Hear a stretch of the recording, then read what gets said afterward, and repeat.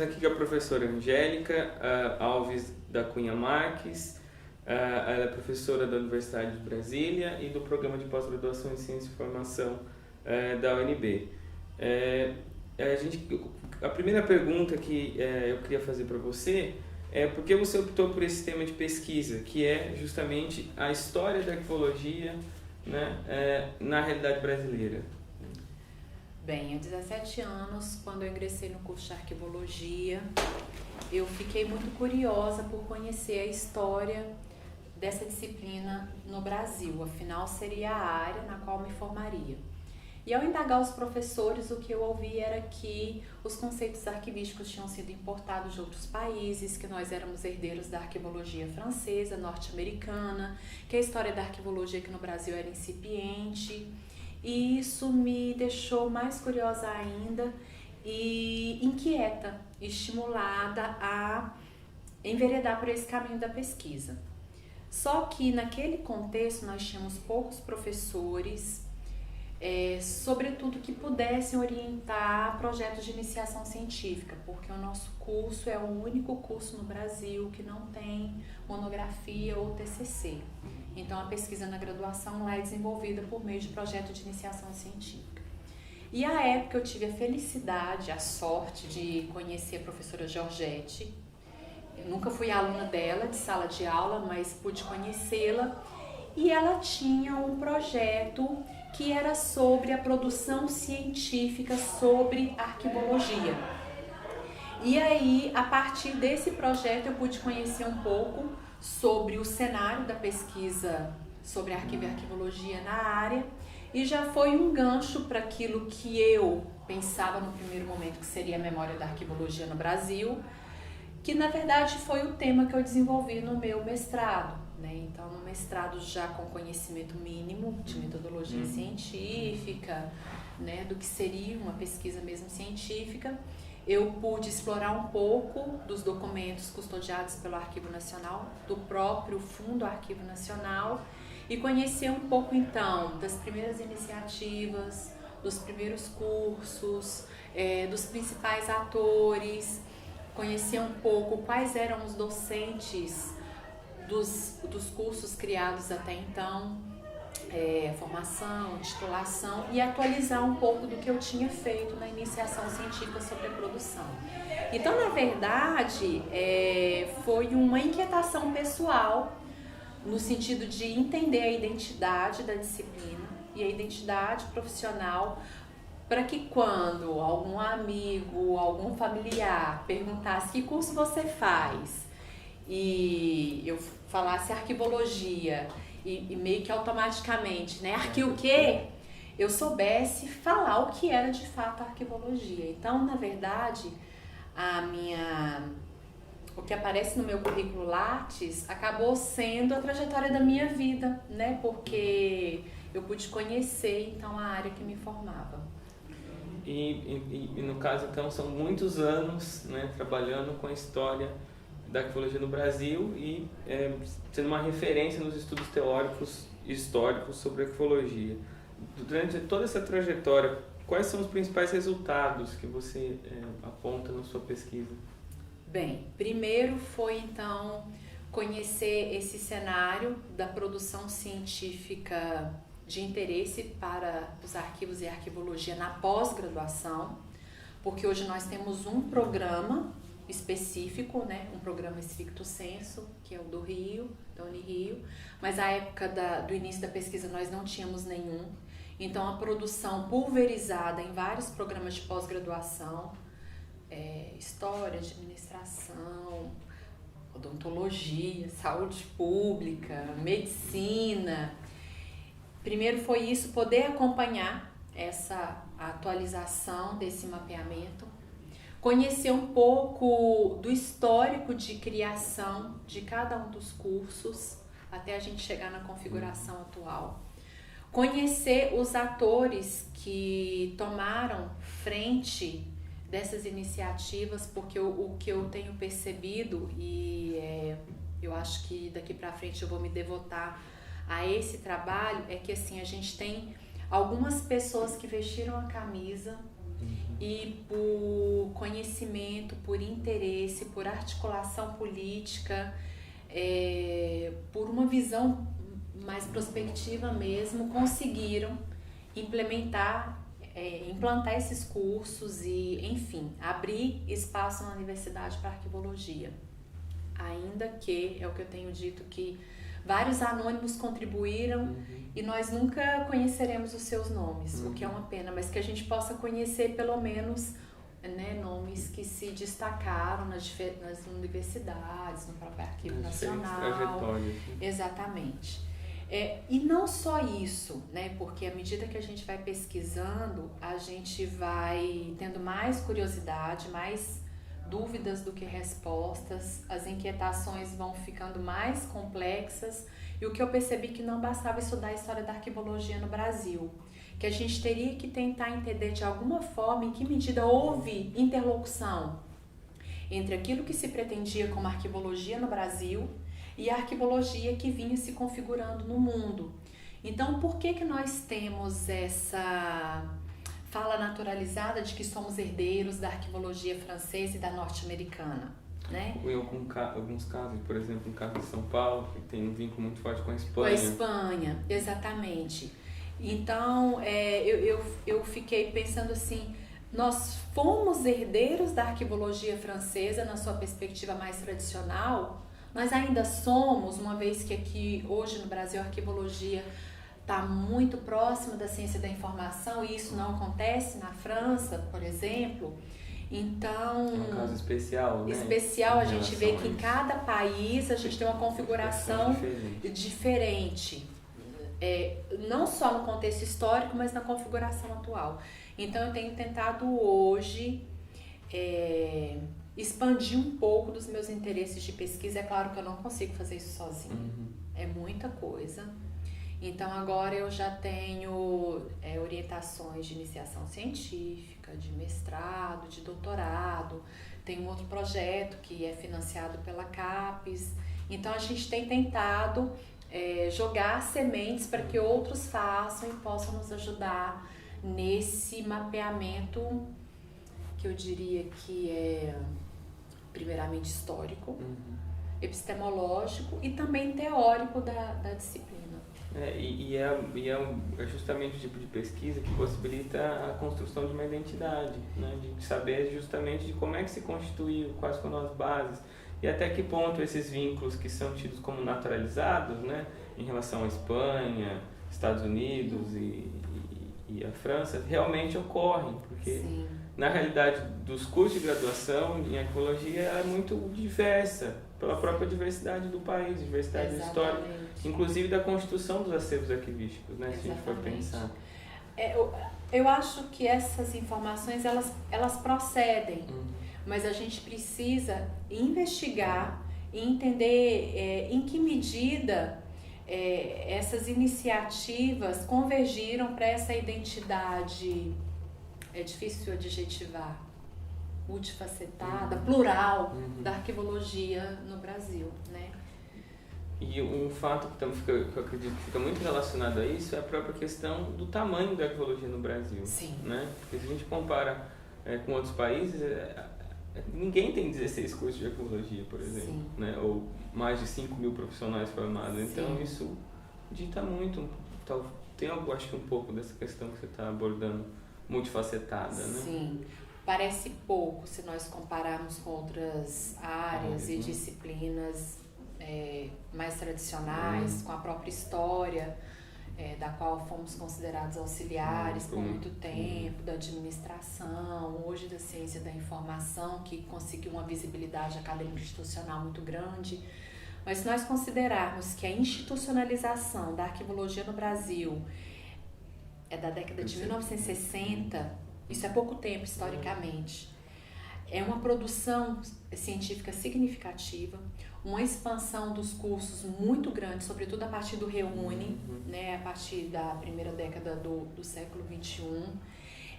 Consequentemente, número de egressos significativo.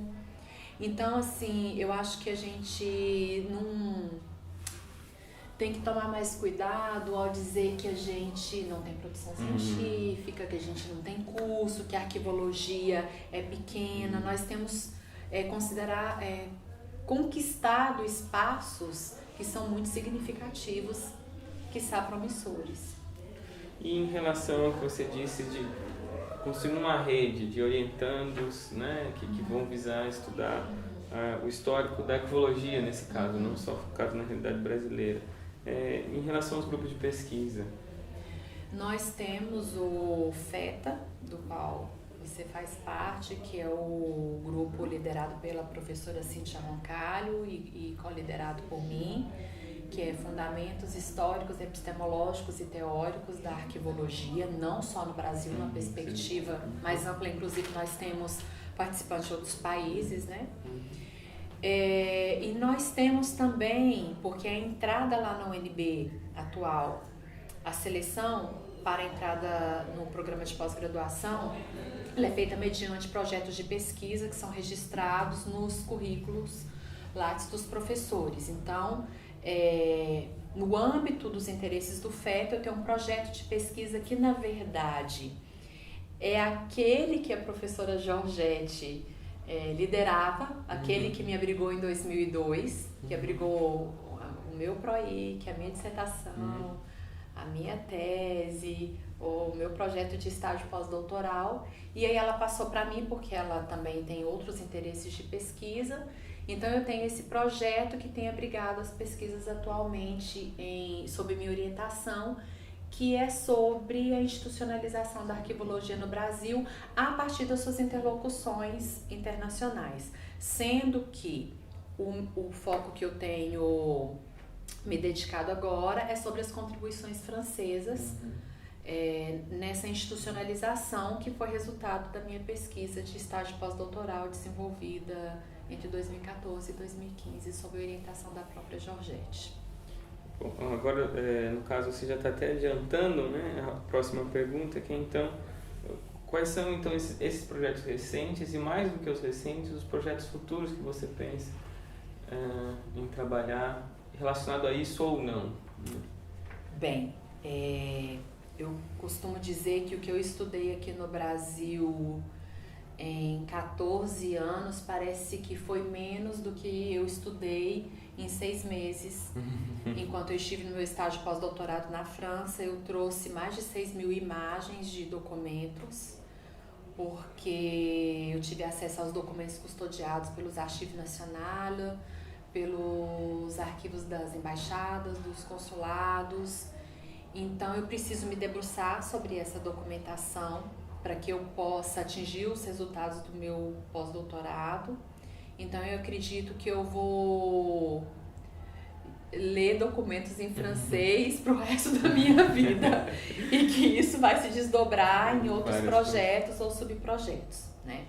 Paralelamente a isso, eu fico pensando que nós não podemos reduzir as interlocuções da arquivologia francesa somente com a França. Então, o que eu tenho pensado é em desdobrar esse projeto ou compartilhar com outros colegas que possam também orientar pesquisas sobre as interlocuções com o Canadá, mais contemporâneas. Nós temos um aluno egresso do curso de arquivologia que acabou de terminar o mestrado lá na Ciência da Informação, que estudou o Records Contínuo da Austrália, a questão com Portugal, com os Estados Unidos. Então eu imagino que da mesma forma que eu estou tentando entender um pouco com a França, até pela facilidade com o idioma, outros alunos, seja na iniciação científica, mestrado, doutorado, pós-doutorado, possam fazer com outros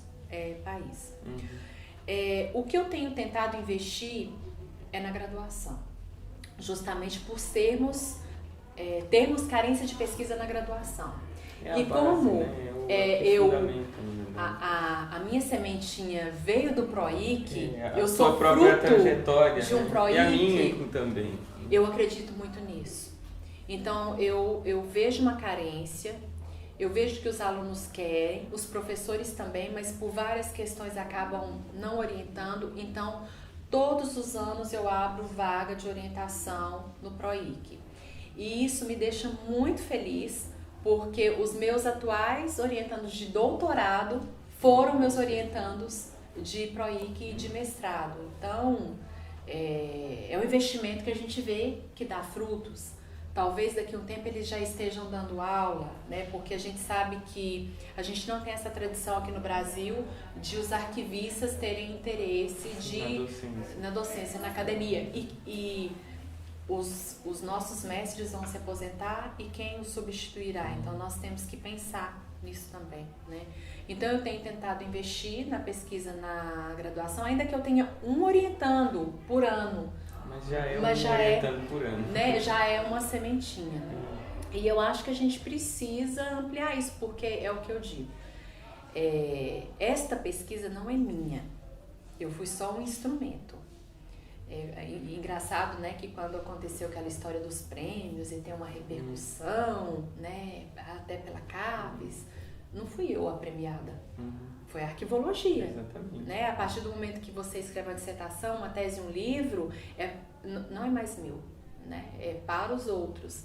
Então, eu espero mesmo que esta pesquisa seja de interesse, né? Seja lida, seja questionada, criticada, para que a gente possa ver as lacunas, melhorar, atualizar os dados, mas que outros também tenham interesse de desdobrá-la, inclusive em outros aspectos que eu não cogitei, que com certeza... Exatamente.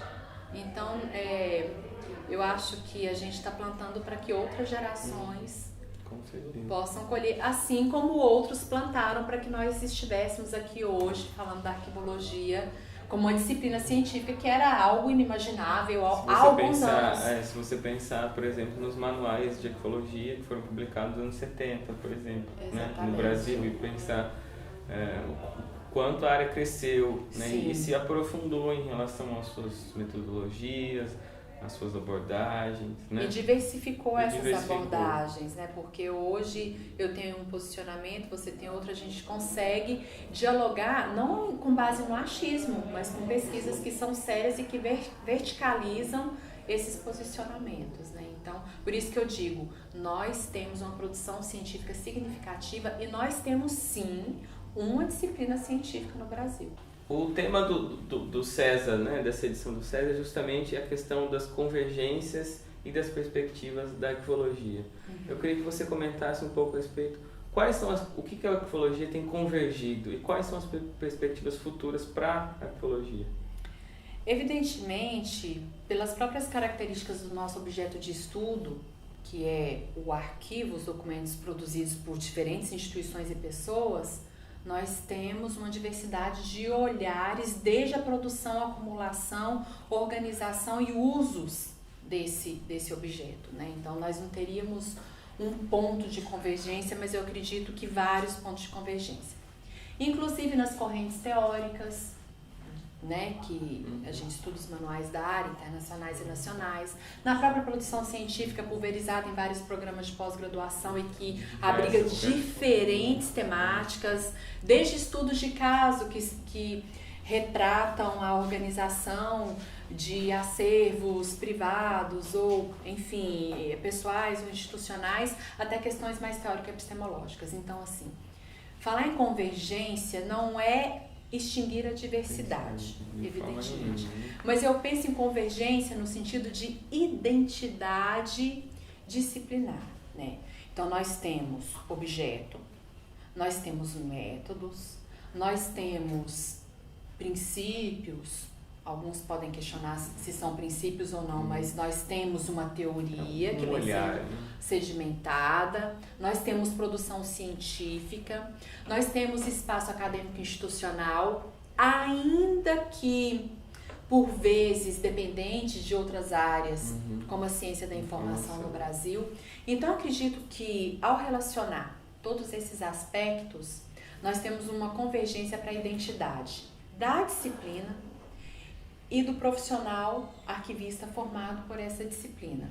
É por isso que eu tenho um olhar de que a arquivologia não seja parte da ciência da informação, porque a história dos arquivos e da arquivologia é muito anterior ao anúncio da ciência da informação como uma disciplina no final da década de 1950.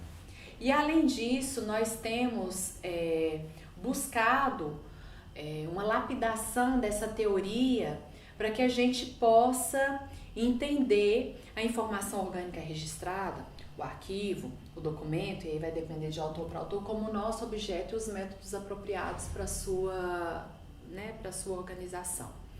Então, essa convergência eu entendo que é o somatório de todos esses aspectos ao longo do tempo, né, quando a gente observa a história, um acúmulo que chega nessa configuração atual, que são os primeiros passos para que novas conquistas venham. E o que hoje nós vamos trabalhar, pensar um pouco na palestra é o seguinte: em que medida nós temos uma ressonância, um abrigo político-institucional nas universidades e nas próprias agências de fomento que acolha essas conquistas teórico-epistemológicas da arquivologia. Porque se nós temos produção científica, professores, egressos, cursos, eventos, revistas especializadas, por que, de acordo com as agências de fomento, nós ainda somos uma sub-área da ciência da informação? Por que a maioria dos cursos de arquivologia está abrigada em departamentos, institutos, faculdades de ciência da informação? Porque em poucas universidades nós temos escola de arquivologia, departamento de arquivologia. Então parece haver um descompasso, uma assimetria entre as conquistas teórico-epistemológicas e a realidade institucional. Então, acredito que os próximos desafios sejam nesse sentido de conquistar esses espaços para que a gente possa... Porque a demanda existe, né? Demanda existe. O próprio desenvolvimento teórico e a própria, digamos assim, o incremento que a gente tem ao longo, eu acredito que dos últimos 20 anos, né, no Brasil, em relação à arquivologia, eu acho que prova que é possível isso. Sim. Né? E agora, então, como que a gente vai fazer isso? Sem esperar do outro, sem esperar somente do Estado, né? E, mais uma vez, eu retorno àquilo que me instigou lá no início, que é essa vontade de conhecer a área, de conhecer a identidade do profissional, de entender o seu espaço de atuação, mas não somente no mundo do trabalho, extra-universidade, mas dentro da própria academia, né? Então, acredito que esse seja o nosso desafio. Bom, professora Angélica, eu queria agradecer. Então, nós estamos aqui com o livro fruto da tese de doutorado dela, que foi prêmio da CAPES, inclusive foi o único até hoje prêmio CAPES da arquivologia brasileira, ganhou o prêmio da Associação Brasileira de Arquivistas e é um trabalho muito citado e muito referenciado. E nós também queríamos agradecer ao César por a oportunidade dessas entrevistas que vão não só contribuir para a divulgação da arquivologia, mas também para a divulgação das pesquisas que têm sido desenvolvidas com as temáticas arquivísticas. Eu que agradeço pelo convite de participar desse 8º Seminário de Saberes Arquivísticos, César, a toda a equipe envolvida na organização do evento. Nós sabemos que organizar um evento não é fácil e poder compartilhar os resultados de 14 anos de pesquisa, né, que não para, convidá-los, né, os alunos do curso de arquivologia, os professores, a se somarem a nós nesses esforços, a participarem do grupo FETA ou qualquer tipo de interlocução ainda que informal, para que a gente possa robustecer esses estudos, essas pesquisas, porque eu não vejo outra forma de nós entendermos a identidade da área e colaborarmos, né, para que ela possa ser cada dia mais visível em todas as instâncias, a não ser por meio do caminho da pesquisa. Então, agradeço pelo convite, pela oportunidade dessa entrevista, sempre me colocando à disposição, porque é o que eu costumo dizer, a arquivologia é minha vida e é minha paixão. Muito obrigada. Fechou.